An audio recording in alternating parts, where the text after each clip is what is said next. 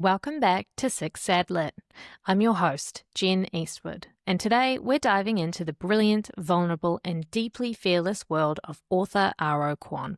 Aro Kwon, or Reese, is the best-selling author of Exhibit and the Incendiaries, and the co-editor of Kink, alongside Garth Greenwell. Her novels have been translated into 7 languages and named Best Books of the Year by over 40 publications. She's also the recipient of the Lander Literary Duggins Prize and a 2025-2026 Visiting Fellow at the American Library in Paris. Born in Seoul and raised in the United States, Kwon's work has appeared in The New Yorker, The New York Times, Vanity Fair, and The Guardian, and she's taught writing at Stanford, Scripps, and the Sewanee Writers' Conference. In this conversation, we explore the writing and emotional labor behind Exhibit, a novel about desire, faith, the female body, and what it means to live truthfully in the face of fear. We talk about creative endurance, ancestral trauma, and the years-long process of crafting art that both terrifies and transforms its author. Kwon shares how she uses fear as a compass and why it took nearly a decade to write each of her novels, and the liberation that comes from refusing to write what's safe. This is an honest conversation about art, anxiety, identity, and the radical act of telling the truth, even when it scares you. Here's my conversation with Aro Kwon.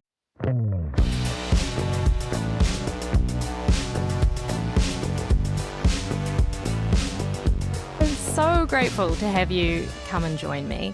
For those who aren't familiar with your work, would you mind introducing yourself and telling us a little bit about the work that you write and what you do?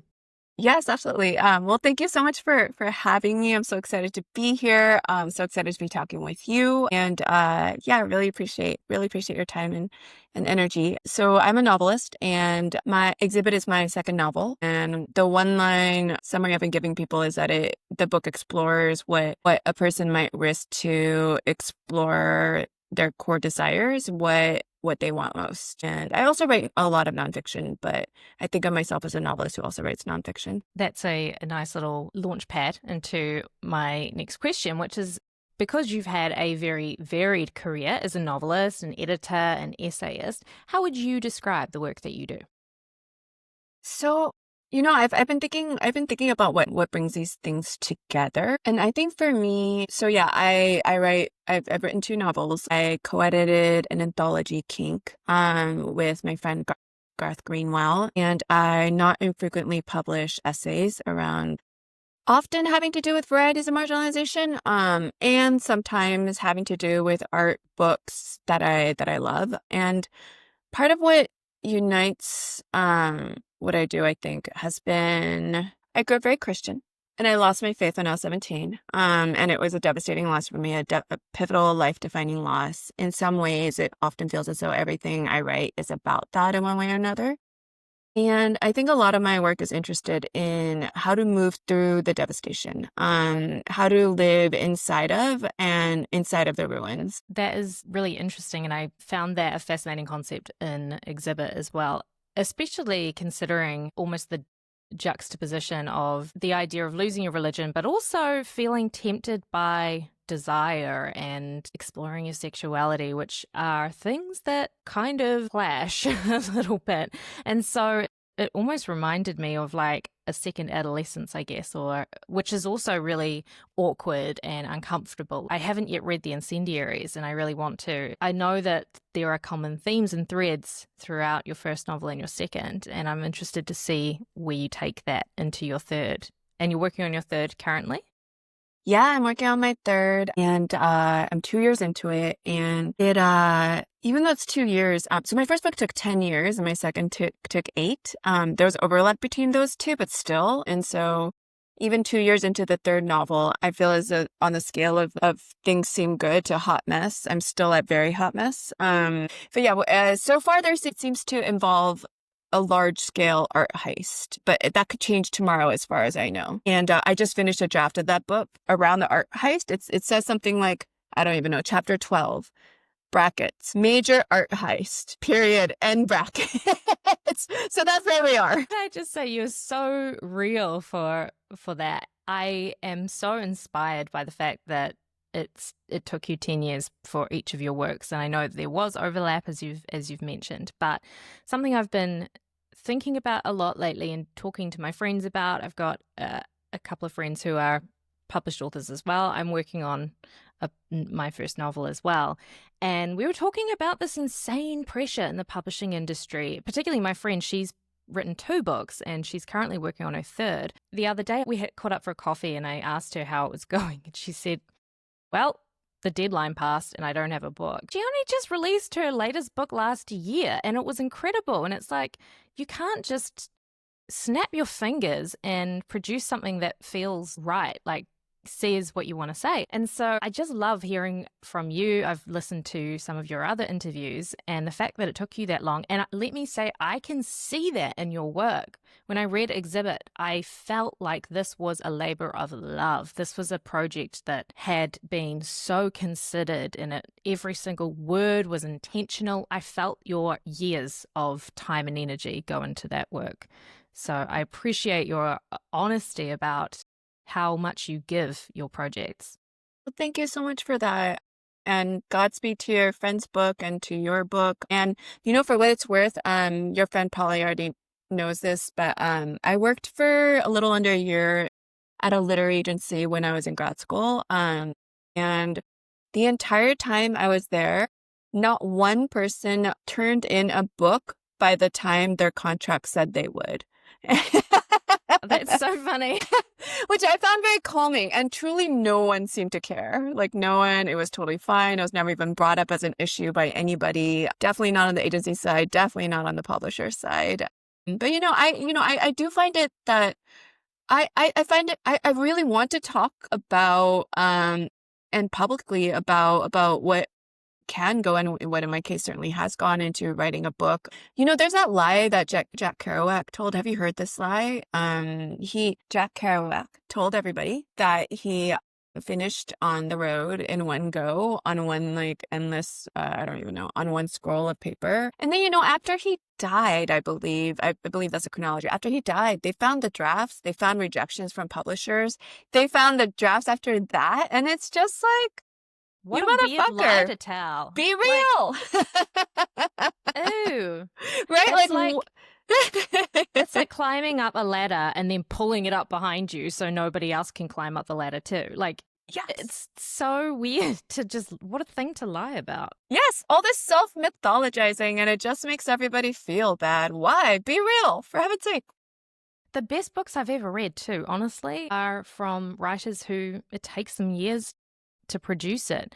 Earlier this year, I finished reading Pachinko, which I loved so much. And when I read at the end of that book, I read it on my Kindle, and there was an interview with Min Jin Lee about her process, and it took her like 20 years to write that book. Like, it took her a long time, and that really resonated with me, because I think it's for aspiring authors, or even for the likes of my friend who is an established author working on something. If you want to produce something meaningful, it takes as long as it takes, right?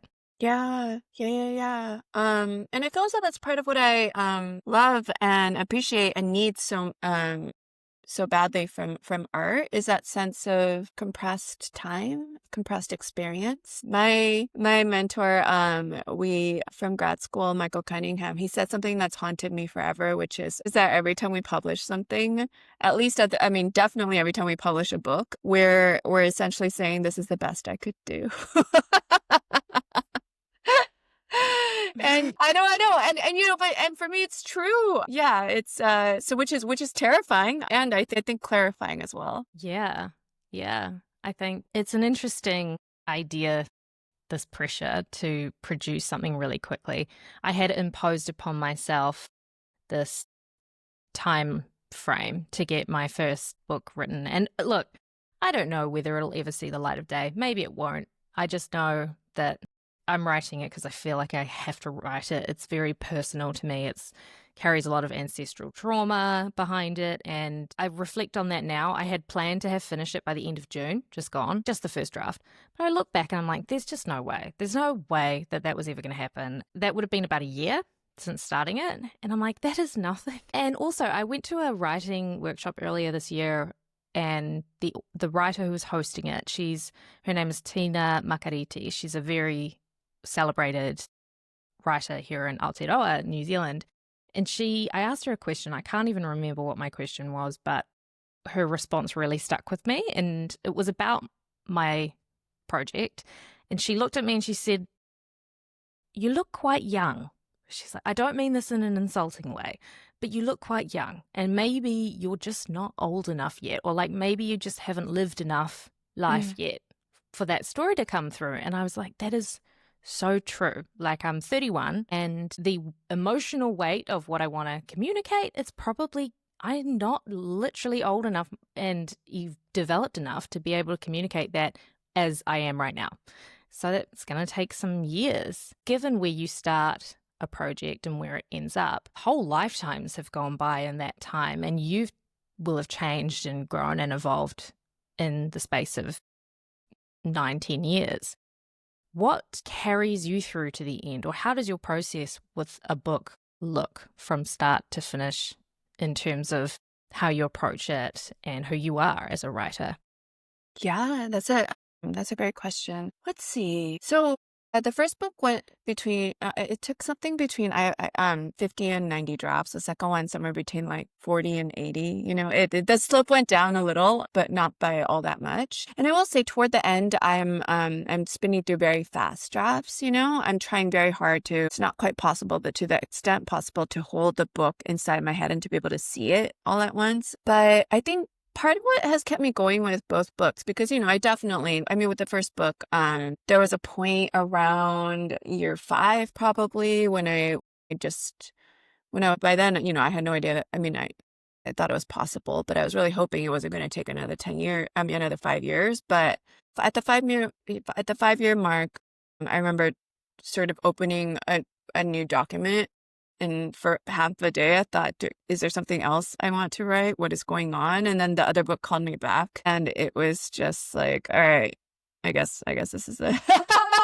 I guess we're stuck with each other. But with, you know, I've had so many times with both books, with the Incendiaries and with Exhibit, when I've wondered, varieties of the question, what am I doing with my life? Why didn't I become a dermatologist? That's always a recurring question, even though I was never that great at science, but it just seems dermatology. Maybe that one I could have been really good at. But I think what brings me back to the page over and over again with both books has been trying to write for a past version of myself, who at various times has felt like the loneliest person alive. I think with both books, I wanted very much for that past version of myself to know that she was never as lonely as she thought she was, and that I was there all along. And of course, that's a way of still letting that's still a way of letting my present self know that I'm not as lonely as I sometimes feel. And yeah, I think that's part of why with Exhibit I ended up writing about some of what I did and centering the book around desire, and especially around physical desire and sexual desire. Is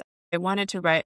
I felt very strongly compelled to write about things that felt almost impossible to write down. It felt almost impossible to put on the page, even when it was just me and a laptop. And I told myself daily at various points, no one has to read this. But because so often books and literature had been there for me at times when I felt desperately lonely, and books and literature and art had been there and said, to say, of course, you are not the loneliest person alive. That's ridiculous. You are not marked as being apart from all of humanity because of what you think and do and want. And so I think I've felt that if that's part of what I value so much about literature, and it is, then I want to offer that back. You've said that Exhibit was the scariest thing you've ever written, and that you used fear as a kind of compass.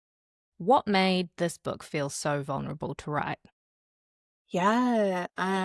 So I had, I had what were sometimes daily panic attacks, sometimes for hours at a time. And I really still haven't. I've only just started, and the book's been out the hardcover came out a little over a year ago. And I've only just started maybe feeling as though I'm starting to sort of kind of a little bit, not every day, recover feels like a strong word, maybe just like feel less panicky about it. And I think, you know, I'm a Korean American woman, and I was raised very religious again. And I was so religious that the shorthand I used to give people for how religious I was that I wanted to be a pastor. but that was a much chiller version of what that's sort of a fib, because what I really wanted was to be a saint. I wanted to be an isolated mystic. I wanted to live in a cave. I wanted to see the face of God and live. I wanted to walk through fire. I like it wasn't like, not like an easygoing person, and and so my aspirations were not very easygoing. But then I lost that faith, and you know, the career path of sainthood then became unavailable. But I think the combination of, and we're very reticent about sex. I'm really not supposed to give any indication in public I've ever thought about sex, let alone wanted sex, until a little over 100 years ago. Korean women were not supposed to be seen by men outside of our families. And so in a lot of ways, while writing this book, I felt that I had this just like multiple heaps of shame and guilt around anything having to do with my body that I was carrying around at all times. And I think at some point it became very important to realize that perhaps I would never feel free. You know, I would never feel especially liberated, which I think has been something that has been a little confusing to me. I think maybe because, definitely because I published Exhibit, and because I co-edited a book called Kink that is centered around sexual kinks. I think I've gotten the sense in recent months that people seem to think I'm especially liberated. And every time I run into this assumption, part of me is like, I am a Korean American. X wanted to be a saint woman. True unbridled freedom was never available. But, you know, we don't have to feel completely free to try to do freeing things. We don't have to feel completely liberated to try to do liberating things. So I think that's some of what I was working through with Exhibit. I just want to say that I had seen you mention in previous interviews about the rolling panic attacks. And this is a little sidebar, but I have never in my life met or spoken to another person who's ever experienced that. And that's something that I have experienced in the past and dealt with. And so it just made me feel so seen that somebody, at least one other person on this planet, knows how horrific and terrifying that can be. And I can't imagine going through that and then continuing to push through on this project. So I do really commend you for that. Do you think that there was some kind of catharsis or processing of your own repression?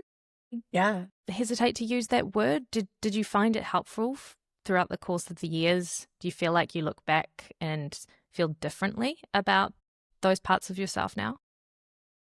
That's a beautiful question. And first of all, I'm sorry about the rolling panic attacks, and high five with this survivors out there, truly. with this grim outlier club we're in. Unfortunate affliction. You know, I don't know about you though, but you know, the first time a doctor told me what was going on, my first reaction was bizarre pride, because my first reaction was, wow, we're so tough. We can have these panic attacks that medicine generally believes are not possible, because our body should not be able to withstand this level panic attacks for this long, but we can do it. But no, not a club anybody wants to be in.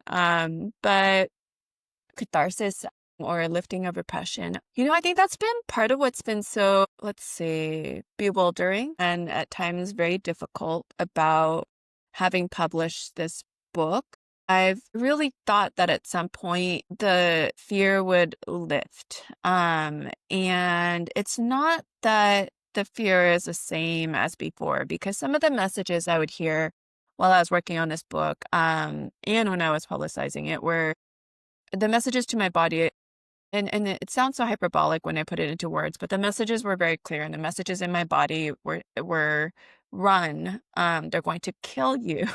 The wolves are at the door. The killers are at the door. You've destroyed your hiding place. And now you need to flee. I know that in so many ways, and you've mentioned ancestral trauma, I'm sure that these messages are these messages are help to keep my ancestors alive, and certainly the woman, you know, and so I feel as though these messages are very strong inside my body, and I don't quite know how to, it seems I can't quite reason with them ever. My body's still not entirely convinced at all. And sometimes it's the opposite. My body still leans toward feeling that publishing an exhibit was too dangerous and it was too much. I exposed too much. Even though the book has been out and I'm, knock on wood, I'm alive. I have not seen any wolves. It's been and yet the alarm system still keep going off. That doesn't sound as though there's much light at the end of the tunnel. But what I will say is that what I've been learning over these past years has been, okay, so the fear and the panic, ancestral trauma, they do not respond to reason. If it's a physical reaction, then I can, and what I've found is that responding physically has been much more effective. And so I've gotten really into I've gotten really into powerlifting.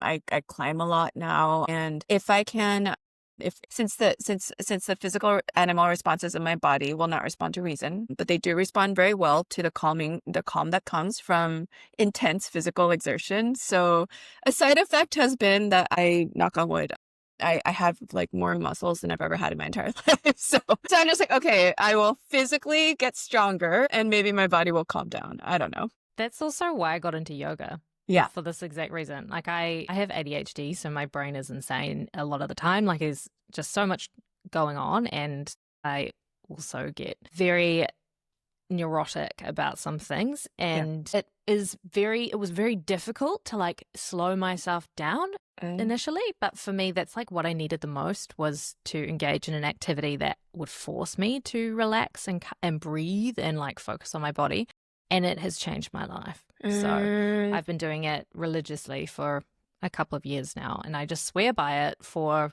finding a bit of the grounding and teaching me how to ground myself in those moments of stress. Yeah. What you were saying just now about how you still experience some of those alarm bells going off. I recently read a book. Have you read What My Bones Know by Stephanie Sue? It's not a recent release. It came out in about 2022, I think. But it's a memoir by a Chinese Malaysian American woman. I did read this. Yes. And go ahead. Yes. What has really resonated with me was one of her anecdotes about midway through about a study conducted into ancestral trauma and whether or not it changes your DNA. And she found a study that concludes that it literally does change your DNA and passes down for at least 3 generations. So I think that's interesting that you're experiencing this visceral reaction to putting this work out there, even though the danger theoretically is in the past. But I wonder how much of that is inherited. It's just built into your automatic response. And maybe we can't do anything about that, but we can know that, or like or just compartmentalize or acknowledge it. Yeah. I think it's interesting. No, that's and I find it beautiful in so many ways that so much of us already existed in our grandmothers, from the minute they were born. And so we've been riding along for that whole, and in my case, my Korean grandmother, they went through like, I don't even, it's just like war and like colonization and more bullshit. And, so yeah, I do feel as though the anxiety, it's useful for me to remember that the anxiety and the panic are trying to protect me and they're trying to help. And so something else that has helped a lot has been trying to meet the anxiety and the panic on those terms. And so sometimes I'll say, thank you for trying to look out for me. And right now I'm good. Like right now we can all calm down. That still doesn't work as well though as powerlifting. But I don't know. Sometimes it feels so outsized to what's going on that I feel as though the metaphor I've been using lately has been, it feels like living with a hippo in the apartment, just like easily upset. sometimes can be calm. Just a little hard to handle, a little large, but there are things you can do. And yeah. The novel explores desire, grief, intimacy, and ancestral haunting. How did you approach bringing those threads together while keeping the story grounded? How did you approach layering all those themes in a way that arrived at the final finished product? It's a great question. Let's see. With this novel, and I think and it seems so far with fiction in general, I need to be so aware of what characters' bodies are up to. And so often when I feel really stuck while I'm writing, I try to the extent possible to forcibly eject myself out of my body and into a character's body. And I ask myself things. I start with the basics, am I hot? Am I thirsty? Is my clothing comfortable? What am I wearing? And then go from there. And so once I start focusing on characters' bodies, and then, what do I want? What else do I want? What do I want that I'm trying not to want, but I want it anyway? And if anything, pushing down a desire seems to turn the desire into once again, a gaping hippo mouth of untrammeled desire. I think once I start doing that, then for me so far, the other parts come together without, it does. Again, it's taken years, but without having to think too much about how to bring things together. And so for me, as is true for so many people, the writing starts coming to life when the characters start taking the reins and they're surprising me, and they're saying things that I didn't expect, and they feel very much like living people to me. So much so that to me it feels a lot less like invention of any kind, and it feels more like excavation. And I almost believe that a book pre-exists me in an ideal form, which doesn't quite sound right, except and I read that the ancient Greeks used to believe that image pre-exists its incarnation in the world, which I find to be so very lovely. Spoken to a lot of authors who have the same philosophy around writing, that it's like the story already exists within you, and it's just a case of you're more the conduit to bring it into the world.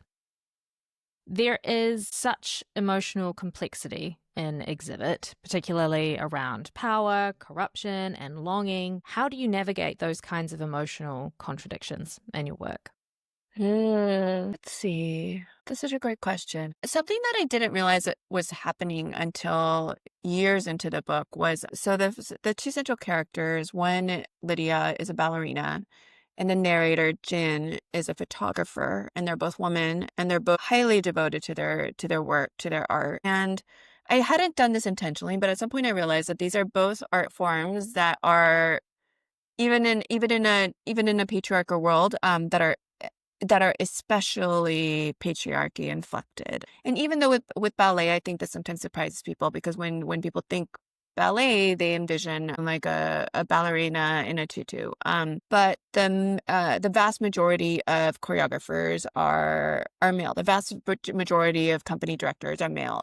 With photography too, it's been a male dominated field for most of its short life in the world. And so much of that, and this I didn't realize until I had done until I didn't know this until I had been reading a lot about photography. But the beginnings of photography, the language is so inflected with violence. You shoot a photo, you capture, you seize, and if you look at early advertisements for photography, long before photography had become available and popular to the general populace, the ads are shooting inflected, and they're saying, look, it's basically a subtext of the ads is shooting a photo is as macho, is as male, is as respectable as killing something. And I know, and so I unintentionally again had had sort of created a novel that spins around these two axes of art forms in which that these two women love obsessively, love with their whole lives, and where the patriarchy is sort of intensified, even more so than it is in literature. For instance, I'm not giving much of anything away if I say that the central ballerina Lydia, she has a very fucked up relationship with a patron. And Jin, with the photos she takes, she's working toward a kind of photography where she becomes intensely, she's even more aware than she's been in previous projects of ideas around the male gaze and portraiture and who exactly tends to be depicted in portraits and how. And so the other dynamic sort of came in as these characters were coming more and more to life. You've mentioned that some readers might view Exhibit as autobiographical, and you've said there are some themes in there that are drawn from your own experience, particularly around religion. How do you manage that dynamic when writing fiction that might overlap with your identity or your experience? Oh, yes. No, one of the various reasons for the 1,001 panic attacks. The thousand, that's a low number for however many panic attacks there were. But no, I realized, and it wasn't on purpose again, but the first book event, it ended up being narrated by a straight white man. There's a Korean woman at the center, and it's narrated by this man. And after the Incendiaries came out, I at some point I started thinking about how, again, without meaning to, I had protected myself in some ways, I think, because when people talked to me about the book, it was clear that a lot of people thought that there was overlap between my life and the Korean American woman at the center of the book, Phoebe Lynn. And, never mind that she's an abortion. She becomes involved in a cult that bombs abortion clinics. So I was always like, that would, whenever people would ask if the book was autobiographical, I would imply that I would just be like, do you think Did you I've, read the book?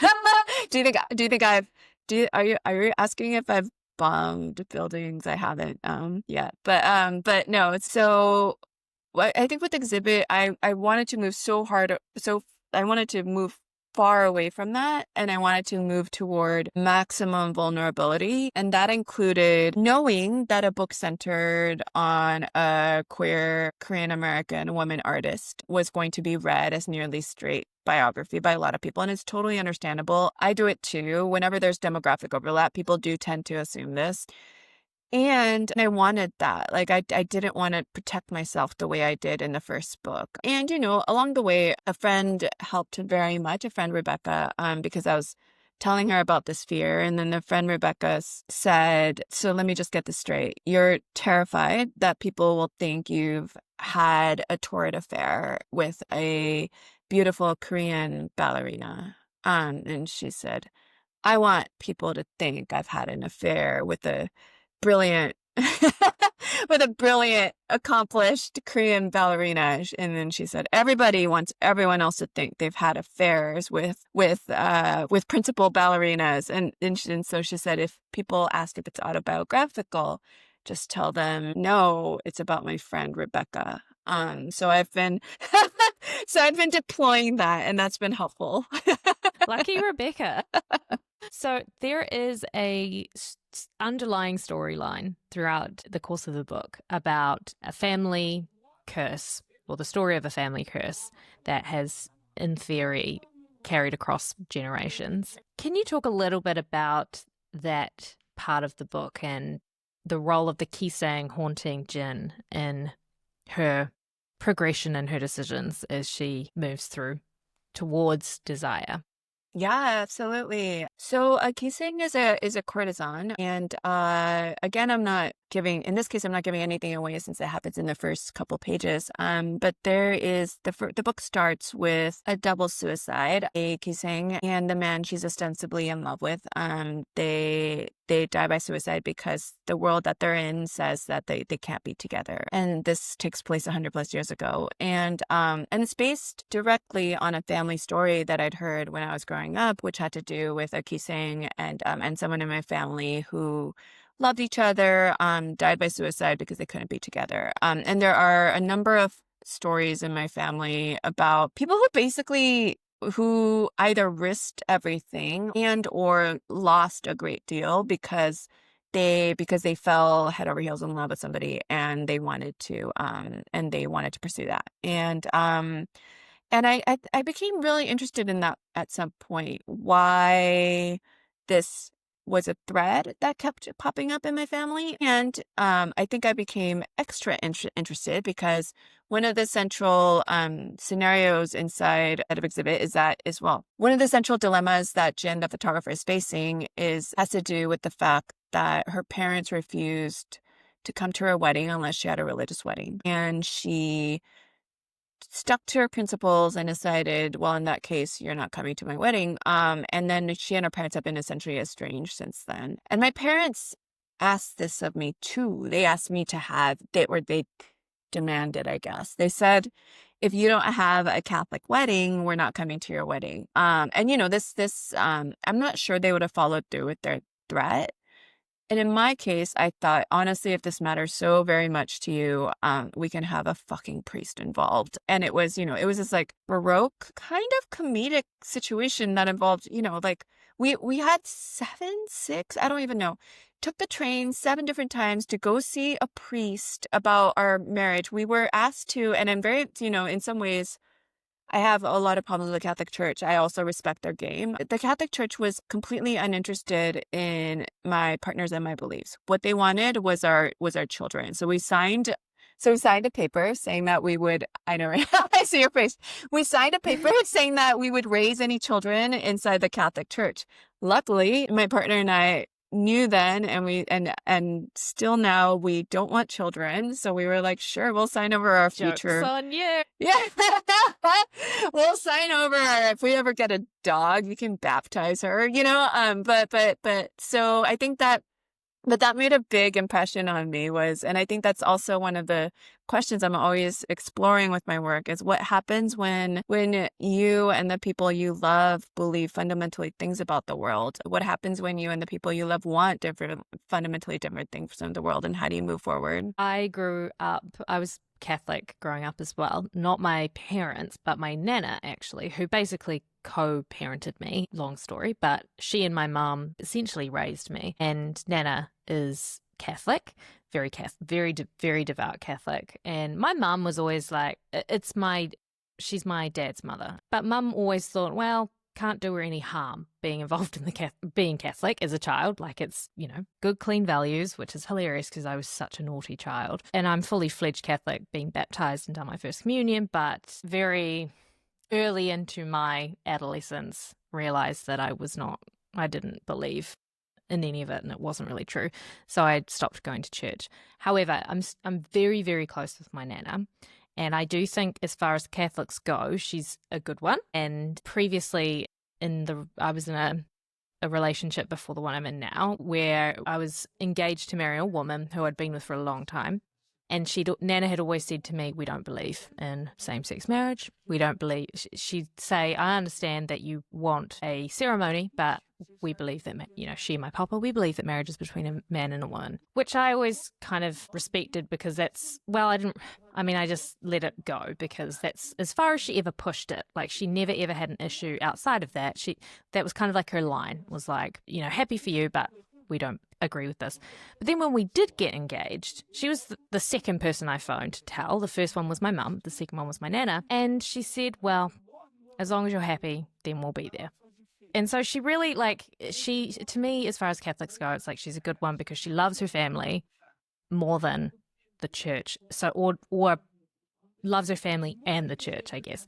But anyway, now when I go and see her and stay with her, my papa died a few years ago and she's living in a little village now. Whenever I go to be with her, I come with her on any of her little excursions or errands that she has to run and whatever. And every time it always involves going to church. And I just will, and I'll be happy about it. Like, I put a smile on my face because I want Nana to be happy. And it's such an odd experience as an adult woman who not only doesn't believe in it, but kind of actively internally, my values oppose the church. To be there and going through the performance of the whole thing, like reciting back to the priest and going up for I don't take the communion anymore, but like, I don't know, the whole thing, it's such an odd experience when you know that you don't believe it in your heart, but here you are pretending that you do. And everybody, my family always makes fun of me afterwards. They're like, "Did you burst into flames when you walked through the door?" Like, no, but it was weird. I was so religious. And I was Catholic. I was Catholic at first, and then I spent a lot of time with Protestantism too when I was still Christian because it was largely because it was more fun. My friends were those like youth group rallies were really fun. There's a They lot of were. I went to those they as were well. fun, and there was a lot of when you're 14 years old, there was a lot of talking in tongues and screaming and passing out and dancing, and it was just the regular access to the ecstatic, I think, is part of what I fell so dramatically in love with. Leaving the faith was it's this grief that feels so enormous and that never ends for me. It hasn't diminished. I've given up hope of this grief diminishing. And I think in a lot of ways I've realized that in fact that diminishment would itself be a larger sorrow than what I carry, because it's what I have left, of what I used to have with belief. And I wasn't, I was never, again, I was never an easygoing person, but I wasn't anxious the way I am now. I wasn't genuinely believing in an all-powerful being who knows all things and is looking out for you personally is a very calming thing to believe. Yeah. I'm actually envious of people who have such a strong belief. I'm like, how nice it must be to go through the world feeling like everything's gonna be fine. Yeah. And that there is this higher power who has got your back. Like, I'm sure that feels just great. I am so jealous. It's so true. And my parents, I think, my parents have definitely over the years, they've come to realize that because for a very long time, they thought that this was some kind of youthful rebellion. My mother's a woman of great faith. I'm very close to her, and she essentially believes that by Saturday, she's going to pray me back into the church one way or another. And that She faith just prays hard enough. Exactly. And that faith renews itself. But I will say, thank goodness my mother has a more capacious idea of what faith is. She sounds a lot like your Nana, in that my mother essentially believes that if you're trying to be more or less a good person, you're probably going to heaven.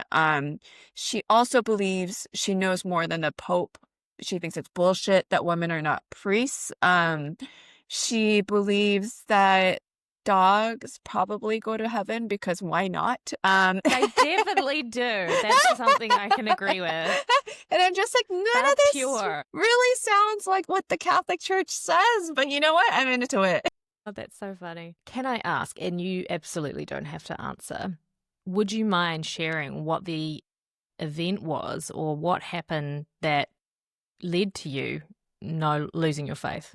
Yeah. Well, I'm curious what it was for you too. For me, it was a slow build of too much that I couldn't believe. I was, of course, as I'm sure you were too. I was reading all the time, and reading about so very many people who didn't believe what I believe and were possibly condemned to hell for not believing what I believed. Very difficult to hold on to in any way. And I've been thinking about that a lot with just, I guess, like the horrors of the news every day, and of what it takes to believe that other people matter less than you do. What it takes to believe that other people somehow are condemned because they don't believe what you do, because they aren't from, I don't know, they're not like you in some way or another. And I think when I was, I lost my faith at 17, and around that time that broke. I could not keep believing that other people were less blessed because they believed other things than I did. What about you? What was It's interesting because mine kind of ebbed and flowed throughout high school, because I think the key change was that we moved away from my Nana and my papa. So we lived in a different town, a regional town, away from them, and Nana was really my only tie to the church. So I kind of stopped going because my mum is nobody in my family are practicing Catholics, aside from my nana and my papa. And so I just kind of stopped going because of that. But then I did start going to Protestant youth groups like you did. I know that these youth groups aren't really a thing anymore, or like they don't have the same hold that they did. But when I was in high school, maybe it was like a regional thing as well, like growing up in a small town, those youth groups were everything. Everybody would go to them. Like, it was like an event, and I loved it. And we would all be there, like praising God and singing along with the band. And like, it was really weird. It was quite culty, actually. Yeah. I look back now and I'm like, that was a real strong cult vibes. And it was everybody was Christian. Like, everybody. It was like this weird culty wave that took over our town. And I don't remember why it kind of fell out of favor or why we stopped going. But we did. I guess I also knew I was queer from like the moment I exited the womb. Like, I really did. I knew. I actually didn't realize that the way I felt was not the way that everybody felt. I honestly thought everybody made out with their friends at their sleepovers when they were like 7. I really did. I literally thought people did this. Well, I was always the ringleader, like, and suggesting it or whatever.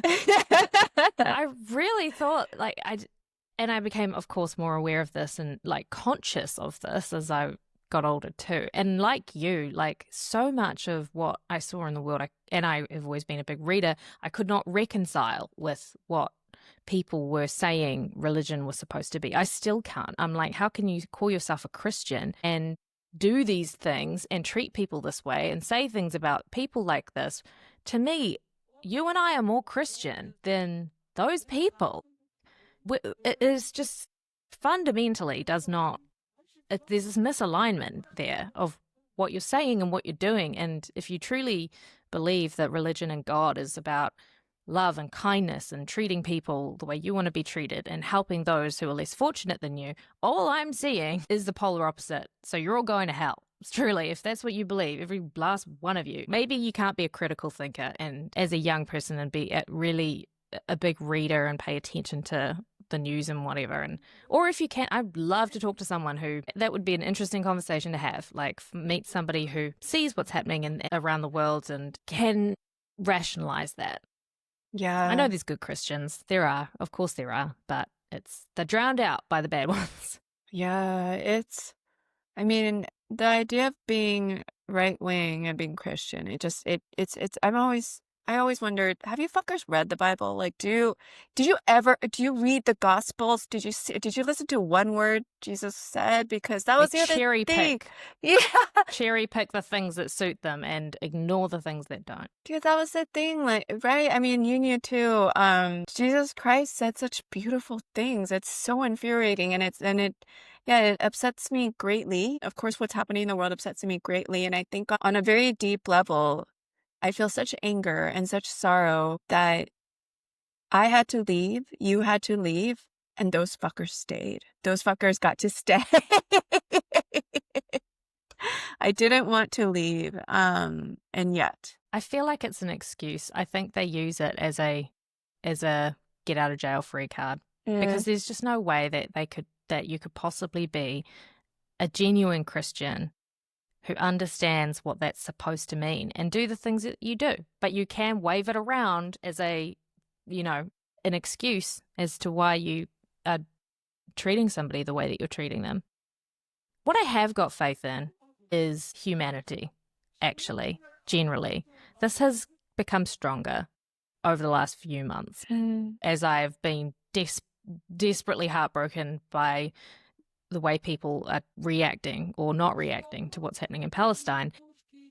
But I have seen grassroots movements, like even down here in Aotearoa, there have been some incredible fundraising efforts that I've participated in.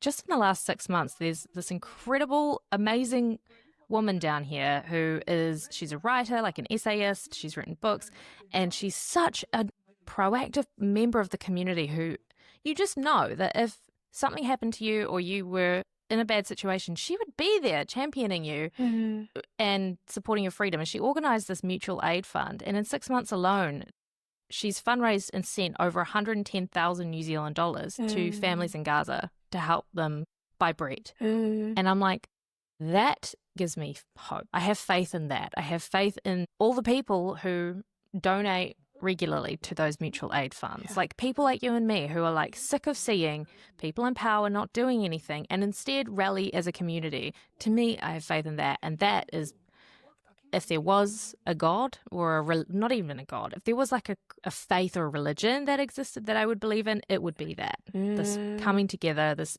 actual proactive community trying to help those who can't help themselves.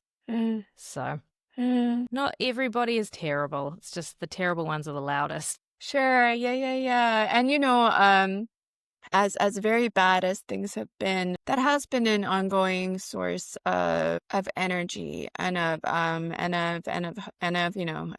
hope as a verb, has been just seeing. I get so much strength from seeing how much people are fighting back. I think a lot about how infectious hope and action are, and also how infectious despair is too. But I feel very fortunate to have so many people in my life who are trying very hard to add to the former and not the latter. I think we're so lucky as well to live in a world where people like you can pour your heart and soul into a work of art, and then someone like me down at the other end of the world gets to read it and enjoy it and discuss it and share it with people. That is so magnificent to me. I often, I complain about the internet and social media all the time and often fantasize about starting a commune or ideally running a flower farm in the bush in the middle of nowhere with no internet, no power, nothing, just living off the grid. That would be the dream. But then you don't have these connections, and I think we are so fortunate to be around such incredibly talented people who are so willing to be vulnerable and share your work with us.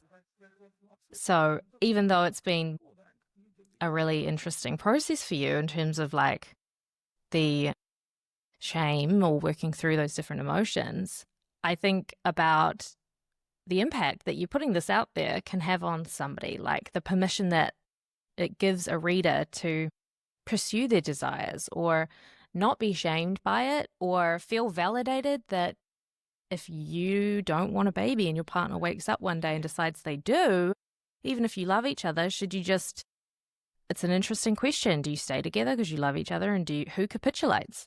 Yeah. Like who has to make the sacrifice or who has to make that decision? And I think every time you can put something out there that people can read and relate to, that is a powerful act of resistance, in my opinion. Thank you for saying that. And no, it's true. It's such a joy too. 40 years ago, this conversation in this form would not have been possible. 20 years ago, even. And yeah, that question of whether or not that, so for anyone who doesn't know that, one of the central conflicts in the book, or the starting conflicts, is that Jin, the photographer, has had an agreement with her husband, Philip, that they're not going to have kids. And then, Philip wakes up one day, as can happen, and it's not his fault. He wakes up just really wanting kids, and she still adamantly doesn't. And I think I became really interested in that in part because I've known from the minute, feel as though, I love your wording, I feel as though I came out of the womb knowing I didn't want kids.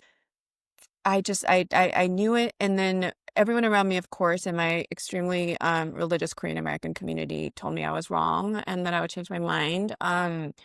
And anyone who doesn't want kids but especially women and people who present as women, we've heard over and over that we're wrong. And I want to add that, especially in part because at some point I asked my partner, who's a man, I said, what do you do with all those people who tell you you'll change your mind? And he said, what people? And I said, wait a second. So you have, because he doesn't want kids as strongly, he feels as strongly about it as I do. And I said, wait, you've never run into this kind of pushback? And he said, I don't think so. Like the question had never crossed his radar. And so that fascinated me. And it fascinates me as one of those things that, some people really want kids. Some people really don't. Some people are somewhere in the middle. And it's one of those desires, or the lack thereof, that it can be ferocious and something that you can't compromise on. That's the other thing. So many things you can compromise on, but there's no such thing as half a kid.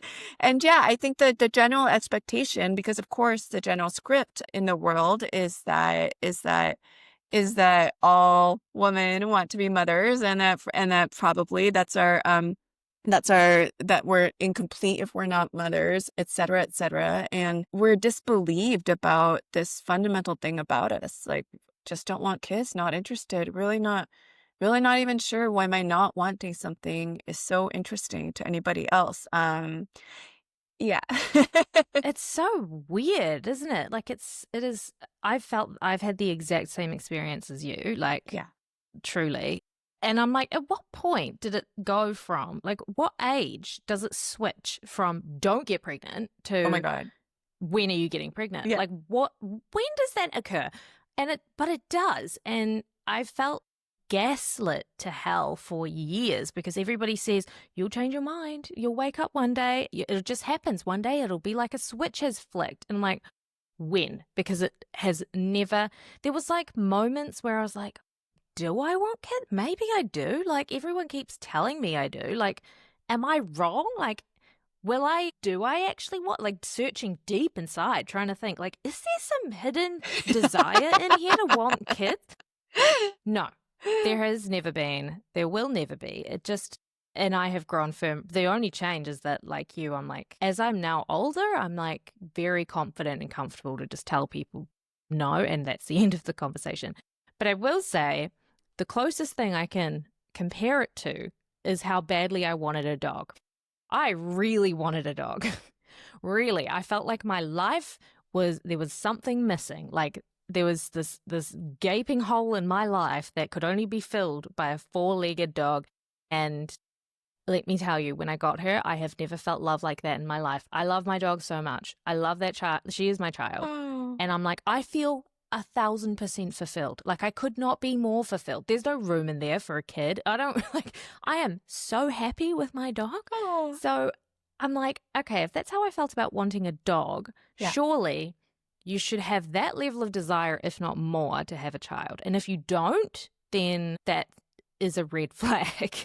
Yeah. Yeah. And I was reading your book and I was like, oh my gosh, like I'm so glad to read about this question of, like you say, you can't compromise. There is no compromise. And often it feels like I've read lately, there seems to be more and more people starting to carefully open up about how they didn't really want children and they had them anyway and they love their kids, but what does that look like and what does that mean? And it's okay to be honest about that. It's okay to say, I love my child and also I wouldn't have kids again, or I love my child, but I also wouldn't suggest anybody else have children. Yeah. Yeah, I think it's interesting. And that's part of what's so harmful about these life scripts, right? Is that I remember one friend who was having a really hard time with being a parent, and yeah, in some ways at the time wished if she could go back in time, she loved her kid, and if she could go back in time, she would have undone it. And I'm sure you do too. I feel as though maybe especially because we're queer, but I've written about not wanting kids. I've written about people who have regretted having kids. And so people seem to tell me a lot of things about, I feel as though people who have ambivalent feelings about being a parent feel very comfortable and safe telling me about their conflicted feelings, and which is great. I'm glad to I'm glad to be that for people. But also on top of everything else, the people who think everybody else should have kids, why would you want some poor unborn person to come into the world in the custody of people who don't really want them? Like, what is this? They don't even exist yet. Why are we trying to? We have plenty of people. We have so many people. The earth is groaning under our weight. That is it. We're not really short on people. Yeah. No, it's so weird. The question of, or pressuring someone into having children, or even like strangers telling you you're going to change your mind, to me it's sort of as weird as people who are obsessed with queer people. I don't understand why anybody, I mean, I'm obviously biased because I'm queer, but I genuinely don't know why people give two shits what somebody is doing with their life at all. Like, what do you care who someone, total stranger that is not going to have any impact on you? Why do you care about who they're dating? It's the same thing. I'm like, why do you care about what somebody else is doing?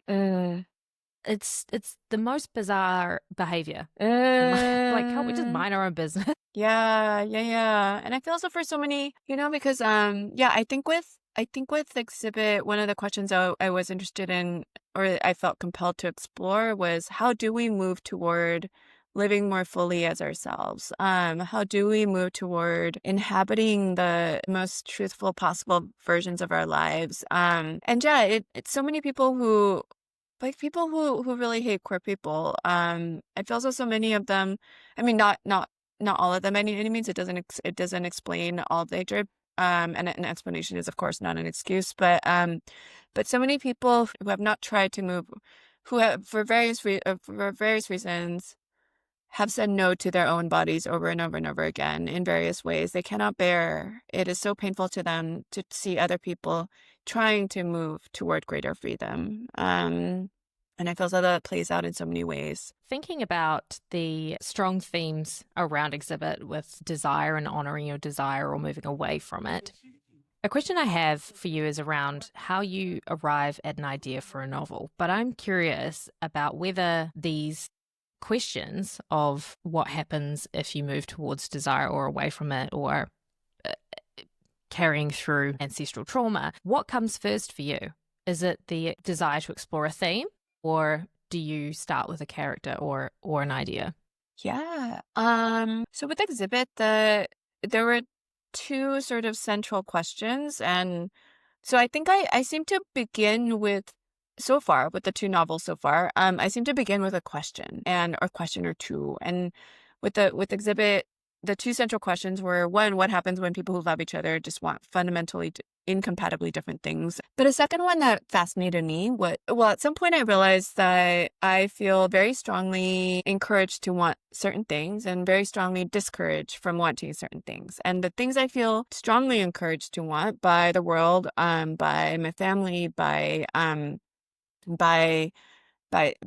just by most people around me, include being a mother of, a sister of, a daughter of, a friend of, a community member of, and it's all mediated through that of. And then anything I could want for myself, definitely anything, including anything having to do with my body for sure, definitely anything to do with sexuality, anything to do with having to do with ambition, just even a day alone, these all feel like desires that are riskier. And I've it's continues to fascinate me how scary ambition is in women, to so many people. I was talking to a friend once, and I said something about how ambitious woman is code for unlikable women, and she said, "Is it even code?" And then we laughed grimly. If you don't laugh, you cry, right? Yeah, right. But I just became fascinated by what is, and it's so important to me to be, as it clearly is for you, to be very involved in my communities. And I love my friends. I want to be a good friend. I want to be a good sister. All of this matters. And what is so dangerous about me wanting for myself? Why is this something that feels like it's taboo, like something I have to hide? And then so I just became really interested in that, and I wanted to put together.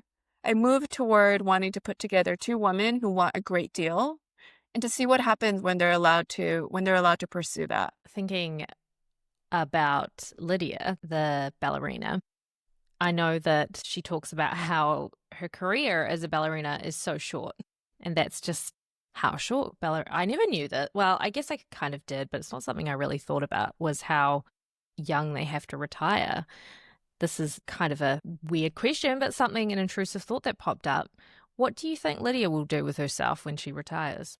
Oh my gosh, that's a great question. Well, the both the Incendiaries and Exhibit exist in a shared world. And there's very little overlap between the two books, but they do have a little bit of overlap. And the book I'm working on right now with the art heist also exists in the same world. So I think I'm working toward what might be a quartet of very loosely linked novels.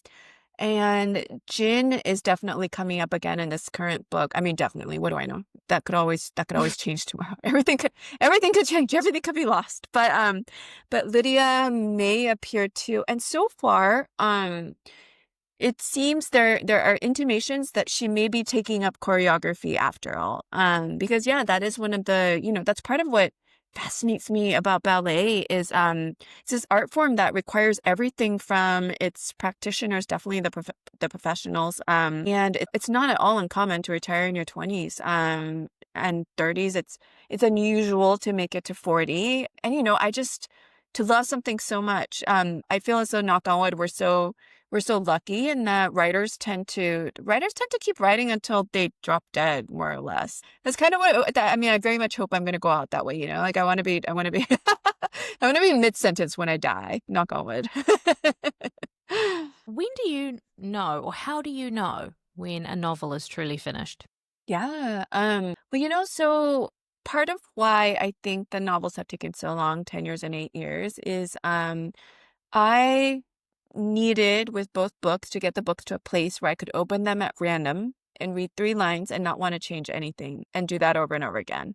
And I got there because I realized that's my test for what I'll read next is, out of that sort of giant about to fall over, might kill me in my sleep tower of books that I haven't read yet. I'll just open it in the middle, and I'll open a book in the middle, read a few lines, and if the language is exciting to me, if there's something that's happening that's interesting, then I'll keep reading that book. And so I realized I had to apply that same test for how I decide what I'll read next to what I was writing. But I want to add that I feel as though that test is different for everybody. And what I also found useful as a guiding principle was something that the artist Louise Bourgeois said when someone asked her how she knows that a sculpture is finished, and she said it's when the questions stop, which I loved. I like that. I like that. Do you get sick of reading your own writing?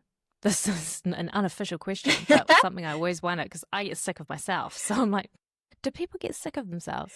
Well, so with the Incendiaries, I had one of my great hopes for the book was that I'd be able to go 5 years without picking it up and needing to change anything about it. And I was hoping for 5 years at the most because I knew, we'd change, and I knew that my taste would change, et cetera, et cetera. So then I lasted 3 years, which really isn't bad. At the 3-year mark, I was during an interview, someone asked me to read a passage that I hadn't read in a long time. I read from that passage and I held it together during that interview, but I realized as I was reading from it that that there was something like a period that I really, in retrospect, I thought should have been a semicolon, and I fucking lost it. I wept for the rest of the day. I think I've been afraid. I haven't opened up a random passage again, because the Lord knows what else there is in there. But that period broke my heart. But I did last three years, which isn't bad. It's not bad. No one's perfect. What has the long-term writing process taught you, especially considering you do also write articles and essays, which are obviously a lot shorter? What has the endurance of writing a novel taught you about creativity? Let's see.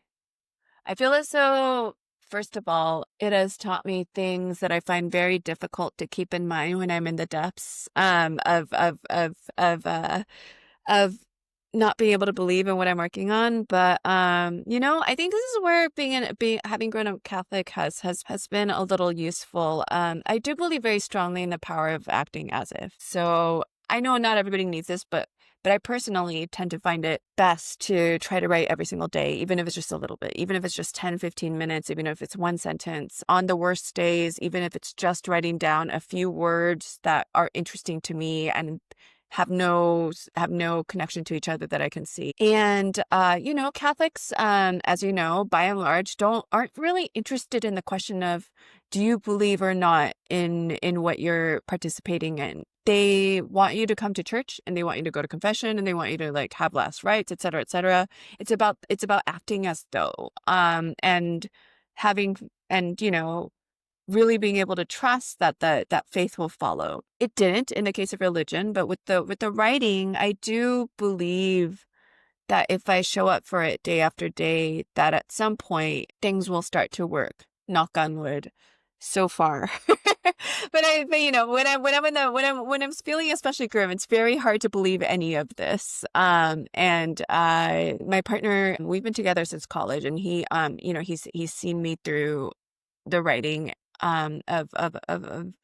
he's seen me through both novels. He's seen me through all of it. And I don't know, probably last week I was probably telling him, well, you know, okay, I'll put it this way. A couple of months ago, I was talking with my partner and with an old friend, a very dear friend. And the friend asked how I've been doing, and she asked how the novel writing has been going. And I said something along the lines of, I have never felt such little faith in in my abilities. I have never felt this rocky. I am not sure that I have it in me to do what I'm trying to do. What I hope to write may exceed my abilities. I've never felt this low and less in touch with, or less able to. I've never felt this unconfident in my work and in my ability to do what I hope I can do. And then my partner said something like, "What on earth? You said that, and you said that over and over with the first two books. This is not your lowest point. You can't, this is absurd." And then I said, "No, I definitely didn't say this with the first two books." And then my friend, you know, my dear friend, who's far less likely to contradict me than my partner, she very gently said something like, "Oh, but you really did. You really did say." Say that with the first two books. So now I've had two witnesses who so yeah, when I'm in the depths, I find it very hard to believe any of this. And yet I do try to show up for the work every day. And I find that that's at least sometimes that can lead somewhere, even if it's not even if you know, even if it doesn't feel as though it's working every day by any means. I feel as though the practice of showing up for the work has been a useful guiding principle. You know, I think that something along those lines that you just said was basically exactly that question that I asked that author at that writing workshop. Like, feeling like I don't have the ability to achieve the vision or the aspiration I have for this project is exactly how I feel. And so hearing you say that's how you feel now and how you felt about the first two, whether you remember that or not, is extremely validating, because I feel like Exhibit is just such a masterpiece. And if you can achieve that and put that out in the world while also feeling like you can't do it, that's amazing to me. Thank you so much for saying that. And you know, once again, raising a glass to you in solidarity with that feeling of, you know, but I feel as though this is such a through line for artists in general, and I feel as though I don't want to speak for, I certainly can't speak for everybody, but I feel as though this is part of what being an artist is trying for more, right? Because we want to add to what's already there, and there's so much literature, and some of it is so good. So what are we trying to add? And then so of course we're trying for something that we haven't quite seen. We're trying for something that doesn't quite exist yet. And so the only person who can believe in this is us sometimes. And if we're lucky, our loved ones, possibly more often than we can. And yeah, I think if we knew we could do what we hope to do, then I don't know. I feel as though the obverse of this for me is, I also know that if I were certain that I could do what I want to do, I would be bored. It's true. That's true. You know, if it was just easy, it would be boring. Yes, and I hate being bored. So same. So at least being terrified is not boring. It is not. It's true. It's true. It's an interesting puzzle. It's like, I wish someone would just like light the way, tell me which word to put where, but that wouldn't be as fun. Yeah. You know what's I'm going to recommend a book if you haven't read it yet. It's a book by James Lord about the artist Giacometti, and it's I forget the title. It's something like the Giacometti portrait maybe, but Giacometti at the time that this book, so James Lord was having his portrait painted by Giacometti. Giacometti at the time was having a retrospective at the Tate, you know, so just like an apex of what a visual artist can hope for in terms of external recognition. And he spends the entire book just because James Lord took down, the book is made up of the conversations that James Lord remembers having with Giacometti as Giacometti is painting his portrait. And basically Giacometti spends the whole book talking about how he says things like, I can't paint, can I? You're my friend. You should tell me if I can't paint. And then he just says things like, I'm worthless. Everything I do is worthless. I can't paint. I can't work. And then his wife wanders in and out and says things like, oh, Alberto, don't be like that. And I just found this book so hilariously real and calming, because here is this man truly like as recognized as you can be as a sculptor and as a painter, as a visual artist, and he's just spending the whole book just miserable about what a terrible artist he is, how the people he loves should tell him, because a true friend tells someone when they're completely incompetent at the thing that they're doing. And yeah, that's just what Giacometti spends the whole book doing. It's a very calming book. Recommend it highly. That's so funny. That reminds me of, I don't know who said it, I can't remember, but I always think of this quote like, it's hell writing and it's hell not writing, and the only tolerable state is having just written. And that is how I feel as well. And I think it's, especially if it's personal, or I don't know, like sometimes I often fantasize, and I've had this fantasy for years, about moonlighting as like a trashy smut writer, like, which no shade. Like sometimes I love a good palette cleanser, like absolutely. But one of those, like paint by numbers style romance books that you publish on Kindle or whatever. I've even got my pseudonym picked out, which would be, I'm just going to tell you, Molly Brown, which is my dog's name. I love it. It's so cute. Can you imagine like a little campy, I can see it now. I'm like, imagine if I could just pump them out. But unfortunately, that is not what my heart desires. Instead, I want to write this enormous, like, multi-perspective family timeline of like generations instead, which is so much more daunting. Yeah. No, I hear that. And yeah, if it were easy, we'd be bored. And everybody would do it, right? If it was easy, I guess. It's part of it. I have to say, doing these interviews and speaking to authors like yourself, it's been so validating. It's fascinating to me hearing from each of you and hearing about your writing process, how you push through challenges or creative blocks. And I know that this is not news, everybody says it, but really everybody has their own thing, has their own process. And hearing the specifics, or just hearing from everyone what little differences or how you approach something or how your brain works is so interesting to me and so validating. And I know that there is a lot of writers who listen and aspiring writers like myself. And I think that that is a really important thing to hear and be reminded of, is that it takes as long as it takes, and you'll write in a way that works for you. And everybody thinks that what they're doing sucks at some stage. Yeah. Everybody. And I just, something I tell, well, for what it's worth, and I hope this doesn't feel like an imposition, I just strongly believe that anyone who's writing, anyone who's thinking about it, anyone who's reading with an eye toward writing, you're already a writer. I don't know that the word aspiring adds anything. We're all aspiring. We're all trying for more than we can.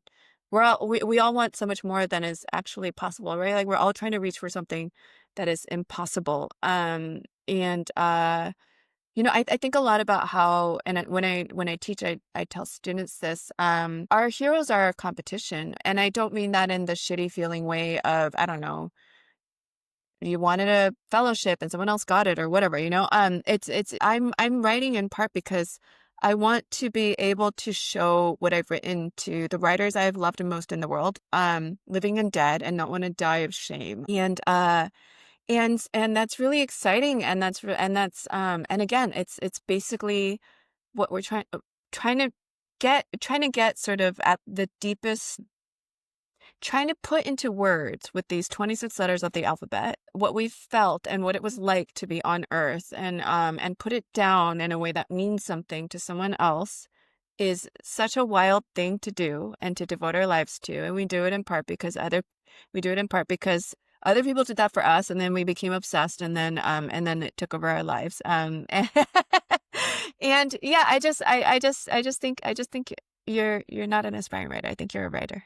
But That is very nice sentiment. What does your current writing routine look like? I know Yeah. you've spoken in previous interviews about some of your rituals that you have, but would you mind sharing what your current comfy writing routine looks like? Yes, absolutely. Or no, I don't mind at all. So this is actually a huge part for me. It ties in with the idea of writing as if. So if at all possible, do like as is true for so many people, I do best if I write first thing in the day. And again, it can be 10-15 minutes, but even that just helps sort of set the day for me.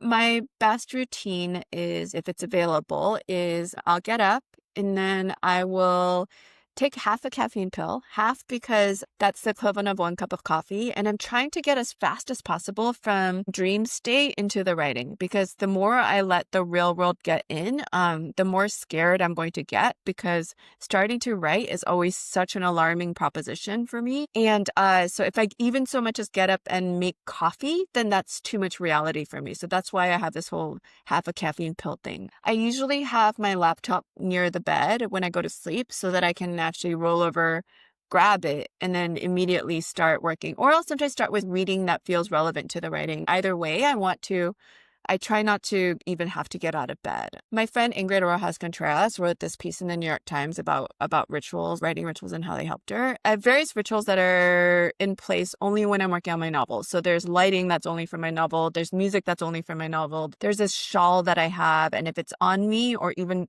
in sight, then I'm working on my novel. And what this does is it's created a kind of, and Ingrid's talked about it this way, it's created a kind of holy ground where the novel writing happens and other things don't happen. And so I won't even, I won't text a friend back when I have these writing rituals in place. I certainly won't check my email or the news or social media. And I used to be somebody I used to have such little ability to resist the internet and the siren call of socials and what people might be up to, that I used to use a program called Net Nanny. It was for children because because I could not break it. I couldn't bypass it.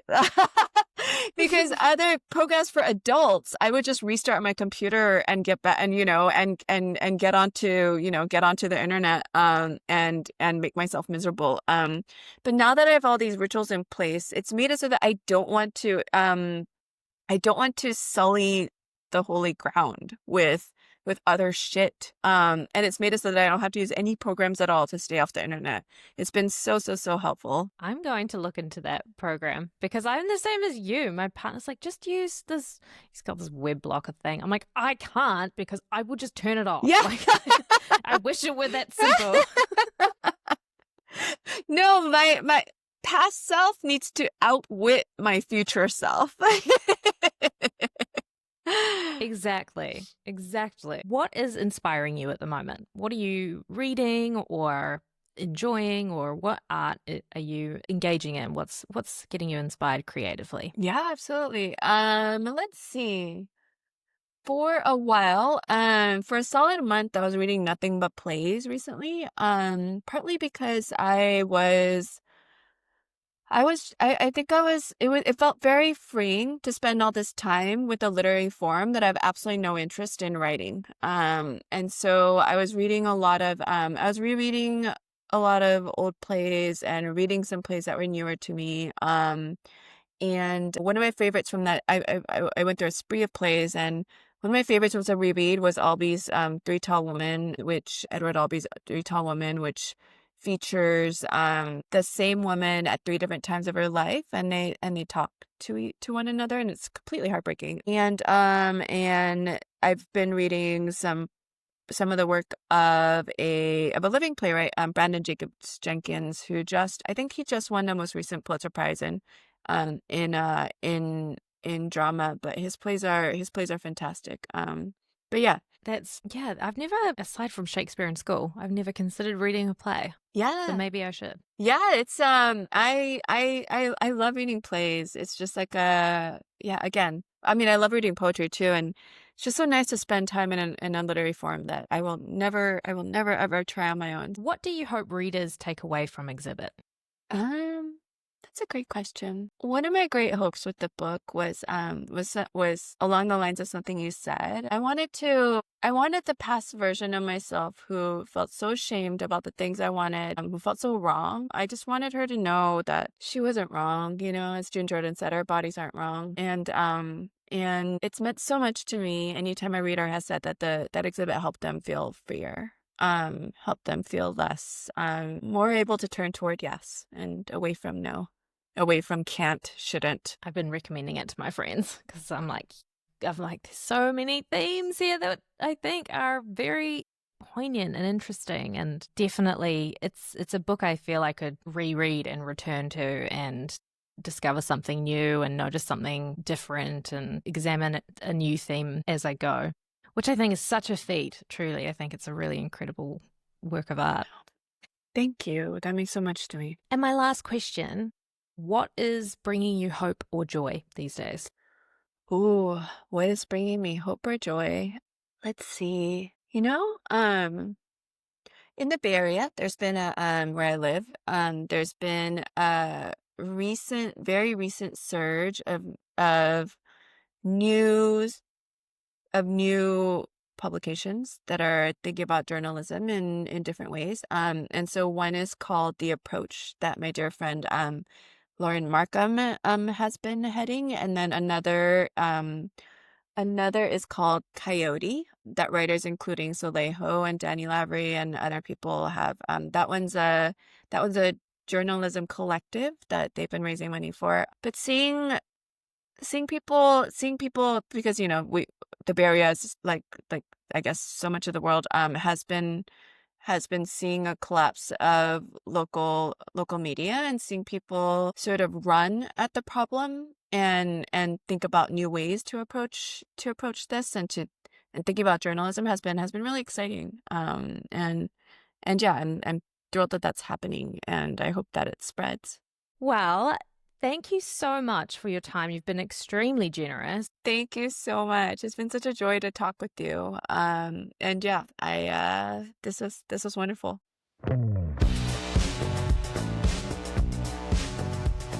Thanks so much for listening to Six Sad Lit. If you enjoyed this episode, don't forget to follow or subscribe wherever you get your podcasts. And if you really loved it, leaving a quick review helps other readers and writers find the show. And if you want to keep the conversation going, come hang out with us in the Six Sad Friends Discord book club. Come for the books, stay for the friends. You'll find the link in the show notes below. Until next time, thanks for listening.